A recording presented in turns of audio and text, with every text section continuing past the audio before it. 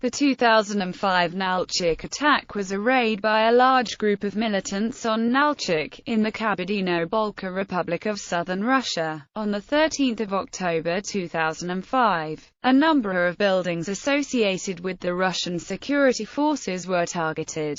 More than 100 people, including at least 14 civilians, were reported to have been killed during the ensuing shooting, which continued into the next day. Many other people were wounded. After the raid, Arsen Kanakov, the newly appointed president of the KBR, admitted publicly that it could have been triggered at least in part by brutal crackdowns by local police.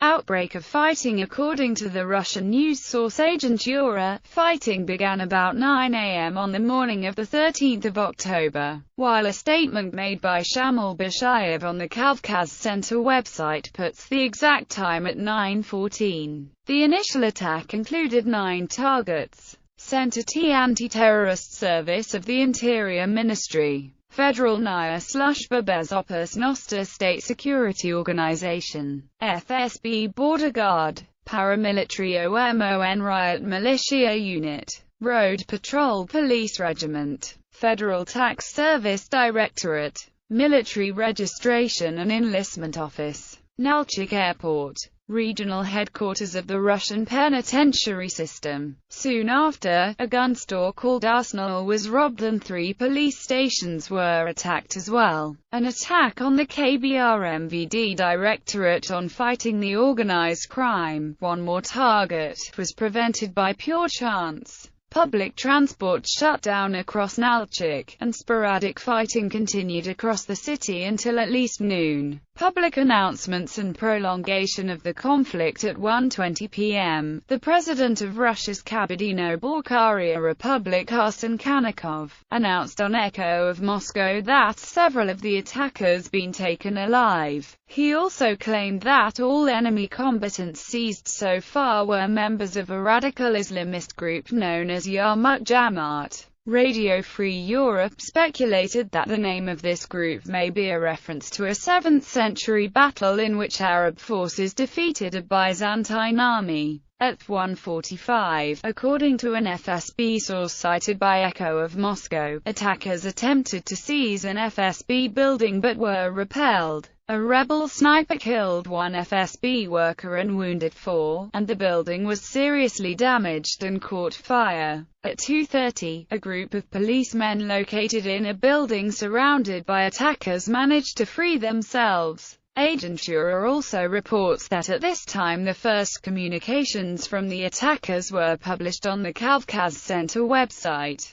At 300, RIA Novosti announced, quoting Interior Minister Alexander Alexeyevich Chekalin, that Russian President Vladimir Putin had ordered a full blockade of Nalchik. Chekalin announced that the Interior Ministry, Defense Ministry, and FSB were conducting a joint operation, in which anyone with weapons in his hands who displays armed opposition should be subject to liquidation. By the early afternoon, Dmitry Kozak, Vladimir Putin's envoy to the Southern Federal District, had arrived in Nalchik from Rostov-na-Donu, and was quoted by Radio Free Europe as saying, "The situation is normalizing, at least mass unrest and attacks have been put down. The bandits that today attacked the law enforcement forces have been dispersed. There remain only a few pockets of resistance, to be more precise. Fighting is still going on near the Interior Ministry's 3rd Department, where, unfortunately, people are being held hostage.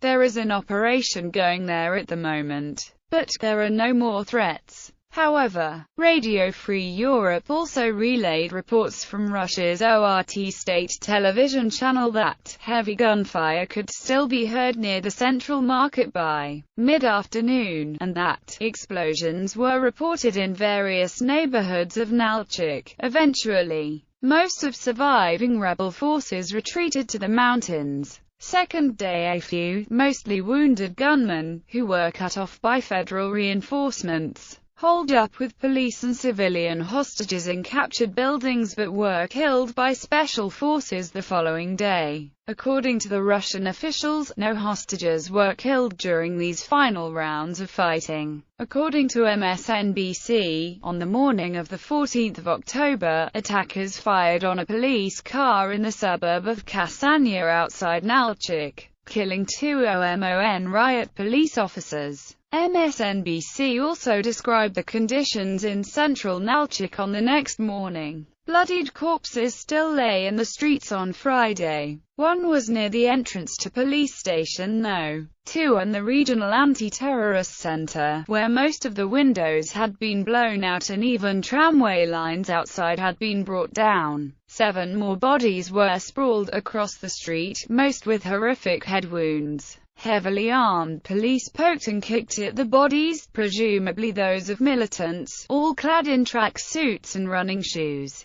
outside the local Federal Security Service building. Several heavily armed officers picked gingerly through a black backpack that had apparently belonged to a militant, pulling out a candy bar, a bottle of water and a black T-shirt. By midday on the 14th of October, the head of the regional government, Gennady Gubin, told Interfax that all points of rebel resistance have been suppressed and hostages freed. Now the security forces are conducting a sweep of the city to find rebels who are hiding. The Russian government had deployed 1,500 regular troops and 500 special forces troops to Nalchik to regain government control of the city. Aftermath, identity and number of attackers. There was an uncertainty about the size of the rebel force. Russian sources put the figure at between 80 and 300, while Bashayev claimed that 217 fighters had been involved. Police told the news agency TASS that the attackers had operated in 10 mobile groups, each with a different set of targets. MSNBC reported several statements made by Deputy Interior Minister Andrei Novikov to reporters in Nalchik. In particular, Novikov announced that Ilyas Gorchkanov had led the attack, and had been killed. 2/3 of the militants were local residents. There had been at least 100 attackers in all. Most were 20 to 30 years of age. According to Kavkaz Center, the operation had been carried out by forces of the Kabardino-Balkarian sector of the CF and associated units from other sectors of the Caucasian Front, with 217 mujahideen in all participating. Asked about who might have been behind the rebel raid on Nalchik, pro-Kremlin Prime Minister of Chechnya Ramzan Kadyrov answered that Chechens had nothing to do with it. If Chechens had been there, then it wouldn't have ended so quickly. It was their own people there. It was weak guys, which is why it ended quickly. They got the better of them in 2 hours. Arrests following the raid. Law enforcement officials detained dozens of people. Many of the detainees were reportedly tortured. At least one person was reported to have disappeared following the raid. Upon investigation, some of the detainees have been charged under 9 articles such as terrorism, murder, armed rebellion, and infringement on the life of police officers. There was a number of documented cases of torture of detainees, and the investigation was roundly criticized by Russian and international human rights groups. Mass media published photos of the detainees with traces of tortures. Those who died in the pre-trial prison were added to the number of those killed in the streets. Kommersant reported on the 28th of October 2006, citing detainees' lawyers, that the charges against 13 of them had been dropped because of an amnesty, while the pre-trial detention period for the remaining 56 was extended to April 2007. Another 39 people accused of involvement in the raid remained at large. On the 27th of June 2006, the ex-Guantanamo prisoner, Ruslan Dodijev, a lifelong friend of Anzor Astamirov and suspected of leading the attack on OMON headquarters, was killed in the center of Nalchik, in an apartment block on Skoken-Zhukov Prospect, facing the local mosque, while resisting arrest, together with another suspect, Anzor Tengiziv. Claim of responsibility. Chechen warlord Shamil Bashayev subsequently claimed responsibility for the attack in a statement posted on Kavkaz Center, in which he claimed to have had general, operational command for the attack on government buildings. He denied that his group was involved in the attacks on stores. However, the Nalchik attack came just over a year after the Beslan school hostage crisis, for which Bashayev also claimed responsibility. An Ingush militant, Ilyas Gorchkanov, leader of the Ingush Jamaat, was said to have been one of the attack's commanders on the ground. Bashayev claimed that Russian security forces had been tipped off some 5 days before the attack, which resulted in increased security in Nalchik, but that despite increased security, the attack was not cancelled. The raid was reportedly in response to months of persecution of practicing Muslims in the region, including arbitrary detention and torture by law enforcement officials, and wholesale closure of mosques. In April 2006, asked about the upsurge in attacks in Dagestan, Ingushetia and Kabardino-Balkaria and whether fighters there coordinate their actions with the Chechen rebels, the top rebel commander Doku Umarov responded, "We have 3 fronts outside Chechnya, in Kabardino-Balkaria, Ingushetia and Dagestan. Fighters in Dagestan and Kabardino-Balkaria communicate with the military emir and then through myself. They coordinate all their actions with us. They are ordinary civilians who have risen against arbitrariness toward Muslims in those republics. No matter how hard we try to make them refrain from combat operations, we will not succeed. They are our brothers in faith and therefore we help them. We share our experience and direct them. God willing, we are planning to send our experienced instructors there this year. We will not leave them on their own. It is our duty to help them." Trial. Preliminary hearings in the prosecution of 59 men suspected of taking part in the attack began in October 2007. But the trial was then delayed for more than a year as court officials sought to find a team of jurors. Between October 2007 and November 2008, an estimated 1,200 citizens were summoned as potential members of the jury. However, more than 500 never appeared in court, and all but 13 of the remainder are asked to be excused. In February 2009, the court finally abandoned the idea of a jury trial, deciding it would go ahead with 3 presiding judges instead. The trial proper began in March 2009 in a specially constructed and heavily guarded building in Nalchik and continued as of June 2011. 58 men are being prosecuted, one of the original 59 accused having died in custody in 2008.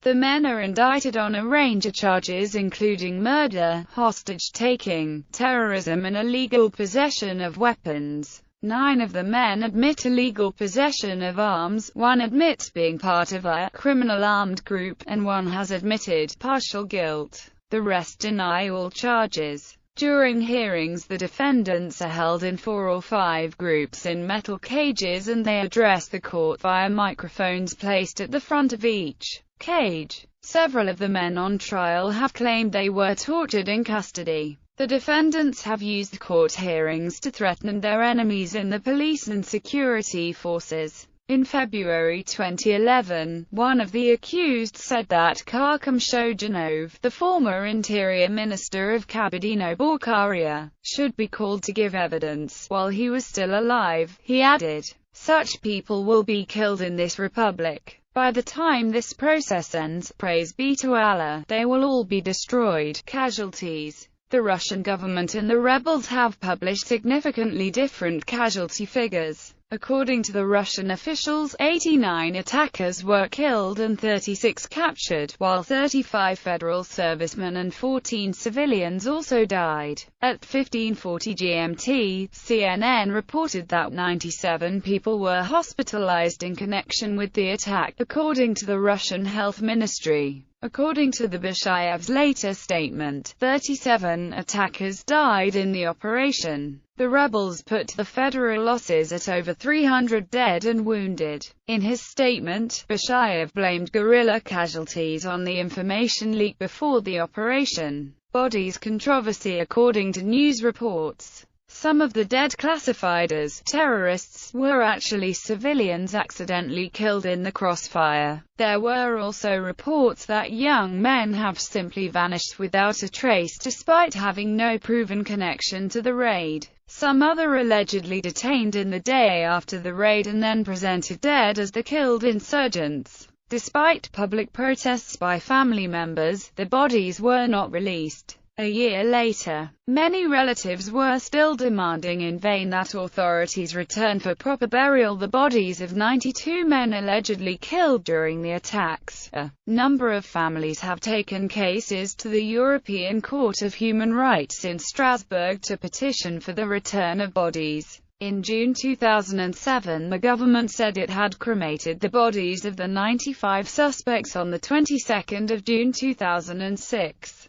The relatives argue that the decision, taken by one of investigators for the Southern Federal District, Alexei Savrulin, and former deputy prosecutor for the Southern Federal District Nikolai Shepel, was unlawful. Allegations by the Russian government alleged connections with international terrorism. On 20 October 2005, Deputy Prosecutor General of Russia Nikolai Shepel stated that the attack was organized by international terrorist organizations that also previously organized the Beslan school hostage crisis, raid on Ingushetia, and the attack on Gosnarko control in Kabardino-Balkaria. The Duma deputy from Chechnya Akmar Zavgayev also blamed international terrorists for the attack. Former Guantanamo Bay detainee Rasul Kudayev was arrested in Nalchik for allegedly taking part in the preparation of the attack, and participation in the attack itself. According to same source, Rasul Kudayev pretends being at home at the time of the incident, which can be witnessed by relatives, neighbors, journalists, and his lawyer. It was reported that the militants may have planned to overrun the city's airport and use the aircraft there in suicide attacks similar to the 11 September attacks. However, this seems unlikely since the attack was not concentrated at the airport. The target of the airport attack was more likely the army unit stationed there. Alleged financing by foreign intelligence agencies and NGOs. The deputy head of the Kabardino-Balkaria Interior Ministry's Anti-Organized Crime Department, Albert Sizarjev, claimed on 14 February 2006 that the attack in Nalchik was financed by foreign intelligence agencies. According to NTV, Sizarjev said the attack was organized by ringleaders of the bandit underground of Kabardino-Balkaria, who had the powerful financial support of foreign special services. According to Atartas, the head of the Religious Affairs Department of Kabardino-Balkaria's Ministry of Culture, Djambilat Gurguakuf, claimed that the bandit underground in the Republic was funded by non-governmental organizations working in Chechnya. On 17 October 2006, Deputy Interior Minister of Russia Arkady Yedelev was quoted by RIA Novosti saying about Anzor Astamirov, one of the organizers of the militant attack, "I will put it straight that people like Anzor Astamirov are linked to the secret services of some countries that are planning blitzkriegs in South Ossetia, Abkhazia and the South Caucasus, and are pursuing a militant escalation on our territory to transfer some of their gunmen from Iraq to Russia." Yedelev's allegations were repeated by him on 4 June 2007. He did not identify any countries.